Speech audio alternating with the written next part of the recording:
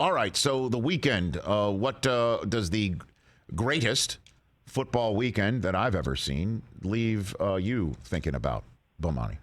That Patrick Mahomes is 26 and Josh Allen is 25. Yeah. Like, we got Brady-Manning here if things go as they're supposed to. And I also think an underrated thing with Mahomes, and it's not as though we underrate Patrick Mahomes. I mean, that'd be kind of a crazy thing to say. But at the same time, this is 4 straight AFC championship games.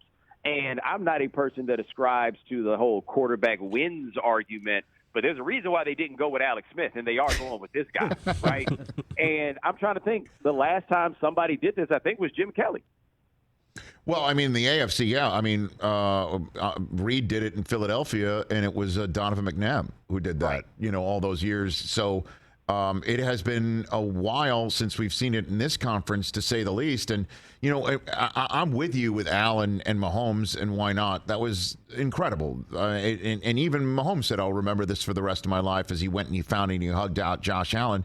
But it does also obscure the kid who's coming into Mahomes' house this week, doing what we've never seen before, go from first overall pick to a championship game in 2 years for the Bengals after he did what he did in LSU. I mean, Burrow's probably raising his hand saying, don't forget about me now.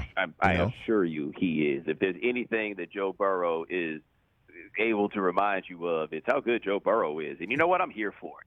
I am okay with that. I'm trying to figure out, like, how exactly you get to be that guy with that level of confidence, considering the path, right? And he believes in himself, and they won that game even though he got sacked 9 times. And that's Joe Burrow getting sacked 9 times. Some of those were on him, but Joe Burrow's a guy who does, like, the reason why he's the number 1 pick is because of how well he moves in the pocket and the ability to get away with that stuff. And they still won the game. Like, they are loaded in a lot of ways. Almost, I mean, these are the Cincinnati Bengals, let us not forget. The last time before this year they won a playoff game, it was against the Houston Oilers. They don't even exist.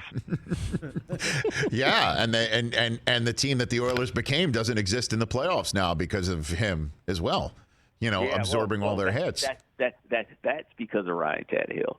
Like, one thing I have figured out, Josh Allen is a bit of an exception on this, though he managed to improve. But if you don't think a quarterback is that guy, he probably ain't going to become that guy. And I think people talk themselves into Ryan Tannehill in spite of, like, 7 years of evidence to the contrary once things rolled well for them in Tennessee. And then he went out there and then completely boo-booed to bed in this biggest moment for them. So you are a part of the camp, Bomani Jones, that the Tennessee Titans need to move on from Ryan Tannehill. Well, the problem is, move on to where? Like, the weird thing about the NFL, like a crazy market efficiency that it has as an operation, is that there are 32 starting quarterback jobs and not 32 starting quarterbacks. Like, when you really think about it, there's something fundamentally wrong with the rules of the game if it's that hard to find somebody who's capable of playing quarterback in a ways where you got more than just a handful of teams that have a legitimate chance at getting it. So if you say, okay, well, we're moving on from Ryan Tannehill, what you going to do, trade for Russell Wilson? Like who is this other person that you're going to bring in that's necessarily going to improve your situation? Good luck with that, guys.